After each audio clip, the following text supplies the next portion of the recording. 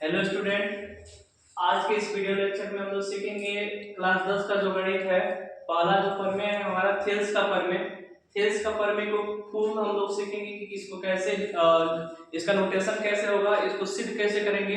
अगर ये आप लोग से एग्जाम में 5 नंबर में पूछा जाता है दीर्घ उत्तरीय प्रश्न में, तो इसको सबसे पहले हमको साधारण प्रतिक्रिया दिया रहेगा एग्जाम में कि यदि किसी त्रिभुज की एक भुजा के समानांतर अन्य दो भुजाओं को भिन्न भिन्न बिंदुओं पर प्रतिच्छेद करने के लिए एक रेखा खींची जाए, तो ये दो भुजाओं को ये कहीं अनुपात में क्या करती है, तो विभाजित करती है। ये हमारा कौन सा प्रमेय है, तो इसको हम बोलते हैं थेल्स का प्रमेय।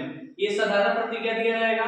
साधारण प्रतिक्रिया दिए जाने के बाद से सबसे पहले हम क्या करेंगे, एक फिगर बनाएंगे। फिगर में एक त्रिभुज ले लेंगे ए बी सी। एक हमारा फिगर हो गया, इसमें त्रिभुज ले लिए ए बी सी।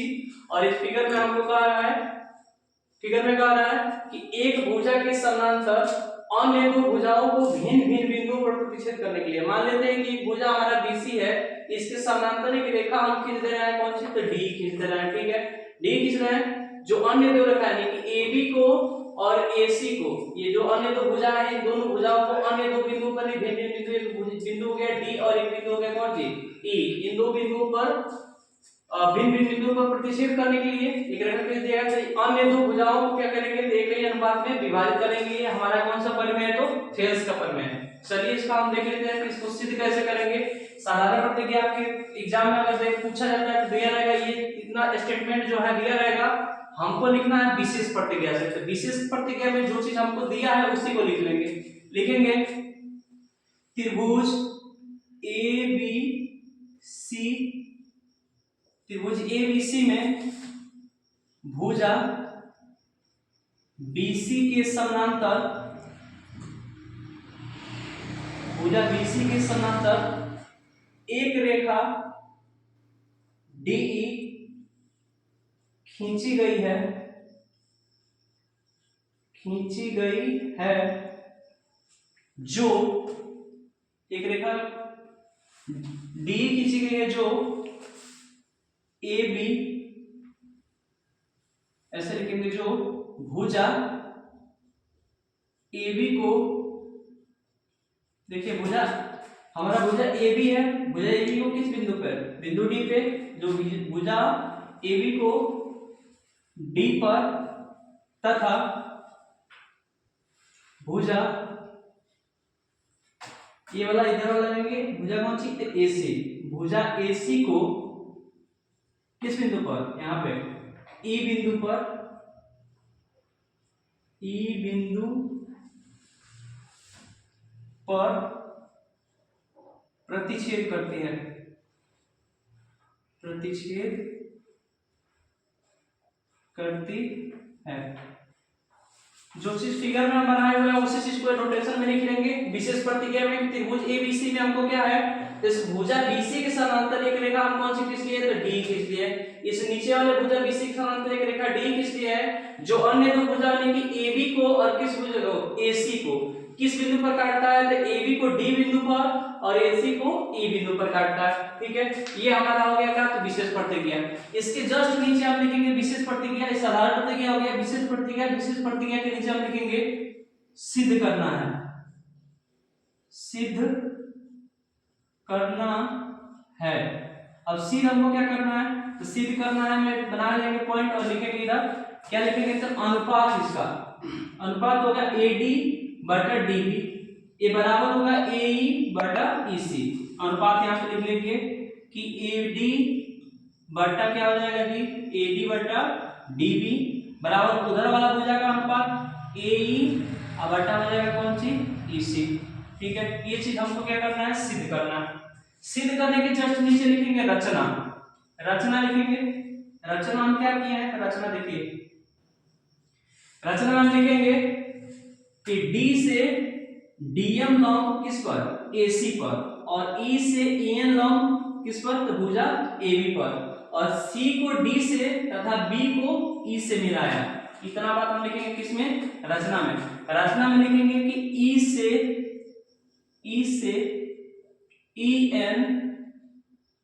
EN लंब किस पर डाला गया है, AB पर, तथा D से डी से डी एम लंब डाला गया किस पे, उधर वाला भुजा एसी पर, इतना डाला, ठीक है। ई से ई एम लंब ए बी तथा डी से डी एम लंब ए सी, ए बी पर इधर डाल दिए ई एम और ये डी एम डाल दिए किस पे, तो भुजा ए सी पर, इतना डाला। और तथा लिखेंगे, तथा लिखेंगे कि बी को ई से, बी को ई से तथा बी को ई से तथा सी को डी से मिलाया, सी को डी से मिलाया। ये बात हमारा हो गया क्या, रचना। दो लंब डाल दिए, डी से डीएम लंब एसी, ई से ईएम लंब किस पे, एबी पर, यहाँ पे लंब हो गया और यहाँ पे भी लंब हो गया। सी को डी से मिला दिए और बी को सी से मिला दिए, रचना हो गया। अब रचना के नीचे से हम लिखेंगे प्रमाण, और प्रमाण में हम इसको सिद्ध करेंगे, नीचे लिखेंगे चूंकि त्रिभुज का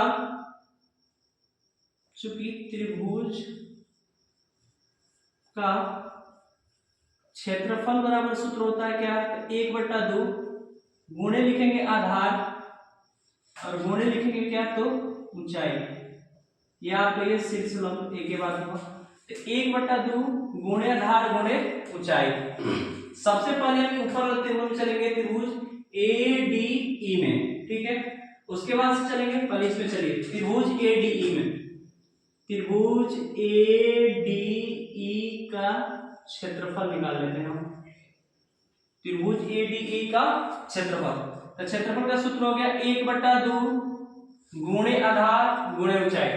ADE में चलेंगे तो 1/2 आधार, ये लंब हो गया, लंब किस पे गिरा है, तो AD पे गिरा है, AD पे लंब गिरा है, लंब कौन गिरा है, तो EN लंब गिरा है, ठीक है। तो ये हमारा ऊंचाई हो जाएगा, और AD पर लंब गिरा है तो AD हो जाएगा कौन सी, आधार, तो AD आधार हो गया, AD आधार हो गया, गुणे ऊंचाई क्या हो जाएगा, तो EN हो जाएगा, EN क्या हो जाएगा, ऊंचाई। इसको हम मान लेते हैं समीकरण नंबर 1। आगे चलते हैं, आगे हम चलेंगे नीचे वाले त्रिभुज में, नीचे वाला त्रिभुज कौन सी है, तो BDE में चलेंगे, BDE में त्रिभुज BDE का क्षेत्रफल, BDE का क्षेत्रफल 1/2 आधार गुणे ऊंचाई, तो 1/2 आधार हो जाएगा कौन सी, तो DB, आधार DB हो गया, गुणे ऊंचाई, तो AB पर लंब कौन गिरा है, EN है ना, ऊंचाई इसका भी हो जाएगा क्या, तो EN। इसको हम ले लेते हैं समीकरण नंबर 2। अब ये ADE का क्षेत्रफल इतना निकला, इक्वेशन 1 हो गया, BDE का क्षेत्रफल निकला ये, इसका इक्वेशन नंबर 2। इक्वेशन 1 में इक्वेशन 2 से हम क्या करते हैं, भाग लिखेंगे, समीकरण 1 में 2 से भाग करके, समीकरण 1 भागे 2 से चलेंगे, तो समीकरण 1 हमारा है त्रिभुज ADE का क्षेत्रफल बटा, भाग करेंगे तो बटा में हो जाएगा त्रिभुज BDE का क्षेत्रफल। अब इसका मान है 1/2 गुणे AD गुणे EN बटा, इसका ले लेंगे 1/2 गुणे DB गुणे EN, EN से EN कट जाएगा, 1/2 से 1/2 कट जाएगा, हमारा ऊपर मिल जाएगा AD और बटा में मिल जाएगा क्या, तो DB। इसको हम ले लेंगे समीकरण नंबर 3। और समीकरण 3 लेने के बाद से अब हम किस त्रिभुज में चले थे, त्रिभुज ADE का क्षेत्रफल निकाल लेते हैं, ये वाला ऊपर वाला, और इस साइड का त्रिभुज BDE का क्षेत्रफल निकालने का, इस साइड से निकालेंगे त्रिभुज AED का क्षेत्रफल, और फिर एक बार ले लेंगे त्रिभुज CDE का क्षेत्रफल, ये वाला क्षेत्रफल और ये वाला क्षेत्रफल, इन दोनों का अनुपात निकाल लेंगे। अभी बात नहीं लिखेंगे, डायरेक्ट हम लिखेंगे इसी प्रकार, यहां पे लिखेंगे इसी प्रकार क्या हो जाएगा, तो हम डायरेक्ट लिखते हैं कि त्रिभुज AED का क्षेत्रफल बटा लिखेंगे इधर वाला त्रिभुज CDE का क्षेत्रफल, त्रिभुज CDE का क्षेत्रफल, त्रिभुज का क्षेत्रफल 1/2 गुणे आधार। अब देखिए यहाँ पे डीएम जो लंब है किस पे, ए पर, ए पर लंब डाला गया तो ए आधार हो गया और ये डीएम क्या हो जाएगा, तो लंब हो जाएगा। तो 1/2 लंब का ये ऊंचाई का एक के बाद हुआ 1/2 आधार हो गया कौन सी, ए, आधार ए हो गया, गुणे ऊंचाई तो ऊंचाई डीएम हो गया, बटा 1/2 इसका क्षेत्रफल निकालेंगे सी डी ई का, तो इसका आधार हो जाएगा ई सी गुणे इसका ऊंचाई डीएम ही होगा, लंब ए डाला गया डीएम, डीएम से डीएम कैंसिल, 1/2 से 1/2 कैंसिल, ये हो जाएगा ए ई और बटा हो जाएगा कौन सी, तो ई सी। इक्वेशन नंबर ले लेते हैं, तीन इक्वेशन वाला ना, चौथा इक्वेशन ले लेते हैं इसको, समीकरण नंबर 4। अब एक चीज हम देखेंगे कि यहाँ पे ADE का क्षेत्रफल, ADE का क्षेत्रफल बटा BDE का क्षेत्रफल मिला है 1/AD/DB। इसको हम लेते हैं समीकरण नंबर 3 लिए हैं। यहाँ पे देखेंगे कि AED का ये चाहे ADE का ये एक के बाद हुआ, इसका क्षेत्रफल बटा CDE का क्षेत्रफल ये मिला है कि AE/EC, यानी कि ये दोनों जब आपस में अगर बराबर हम कर लेते हैं, ये दोनों त्रिभुज को जब आपस में बराबर करते हैं तो इसके जो भुजा है यानी कि AD/DB जो है AE/EC के क्या हो जाएगा, बराबर होगा। तो इसके लिए हम देख रहे हैं ये तो हमारा फिगर है, इस फिगर के अनुसार चलेंगे तो ये त्रिभुज है DBE और एक हमारा त्रिभुज बन रहा है कौन सी, तो CDE। इन दोनों त्रिभुजों की आधार है हमारा कौन सी है, तो D है।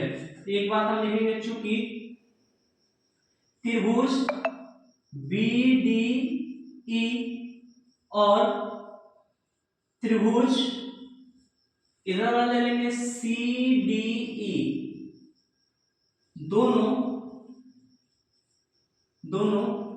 एक ही आधार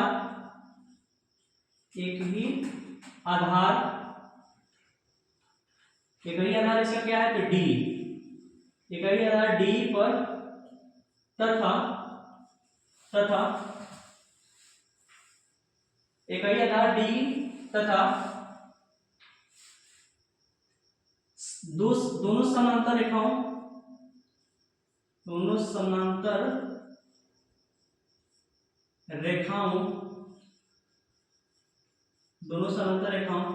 दोनों समांतर रेखा है, तो D समांतर BC, दोनों समांतर रेखाओं D और BC के मध्य स्थित है,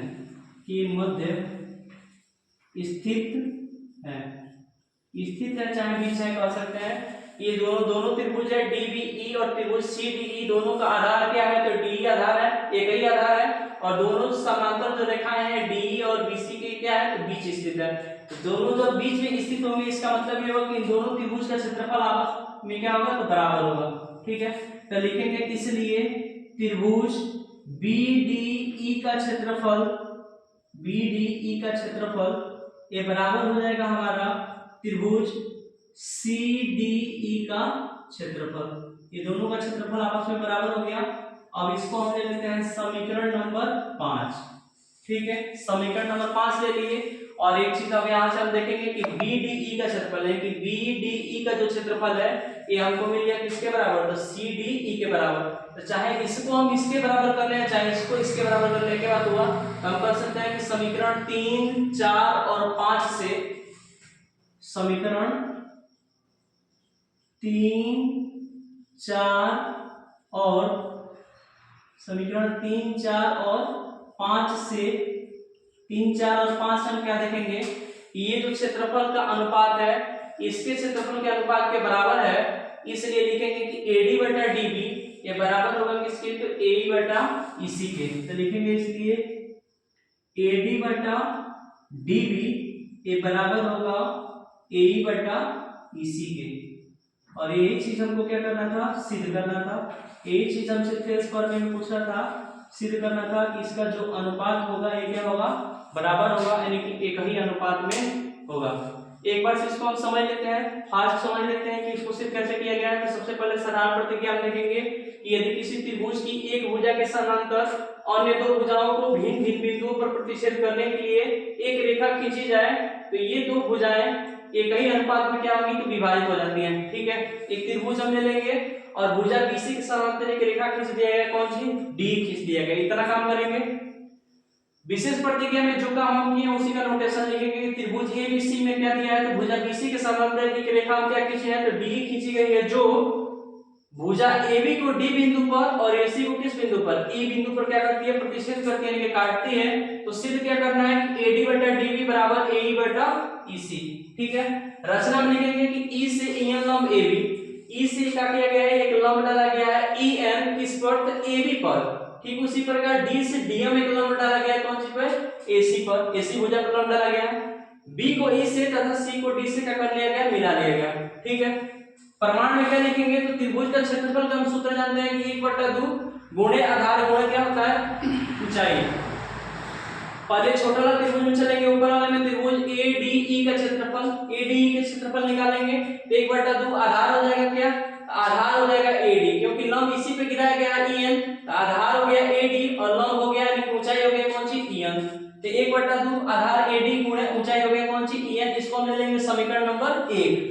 ठीक उसी प्रकार नीचे वाला त्रिभुज में चलेंगे, ये नीचे वाला त्रिभुज हमारा ये है, त्रिभुज BDE का क्षेत्रफल लिखेंगे, त्रिभुज BDE का क्षेत्रफल बराबर 1/2 आधार हो जाएगा तुम्हारा आपका BD गुणे ऊंचाई हो गया कौन सी, EN, लंब यही डाला गया है।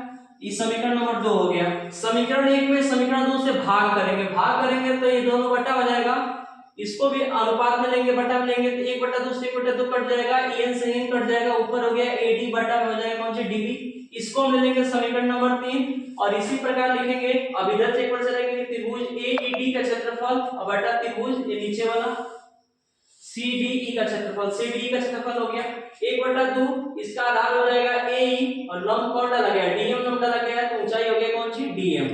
फिर से नीचे 1/2 आधार हो जाएगा EC और गुणे इसका भी लंब क्या हो जाएगा, DM ही होगा, तो DM से DM कैंसिल, 1/2 से 1/2 कैंसिल, AE बटा हो जाएगा EC। इक्वेशन नंबर हो जाएगा क्या, 4। अब एक चीज हम लिखेंगे कि चूंकि त्रिभुज BDE और त्रिभुज CDE दोनों एक ही आधार, दोनों एक ही आधार किस पे है, तो D पे डिपेंड है, यानी कि D पर है, तथा दोनों समान समांतर रेखाओं, दोनों समान समांतर रेखाओं, कौन कौन सी समांतर रेखा है, तो D और BC के मध्य स्थित है, इसलिए इसका क्षेत्रफल भी आपस में क्या होगा, बराबर होगा। इसको लेते हैं समीकरण नंबर 5, और जब इन दोनों का क्षेत्रफल, इसका क्षेत्रफल इसके क्षेत्रफल के बराबर हो गया, इसका मतलब कि इसका अनुपात भी इसके अनुपात के बराबर होगा, तो जब बायां पक्ष बराबर है तो दाहिने पक्ष को हम लिखेंगे कि AD बटा DB बराबर AE बटा EC।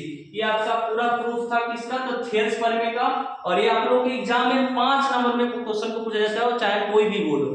तो मुझे आई होप कि आप लोगों को समझ में आया होगा पूरा नोटेशन, और नोटेशन के साथ पूरा कैसे सिद्ध किया गया है। मिलते हैं अगले वीडियो में, तब तक के लिए जय हिंद।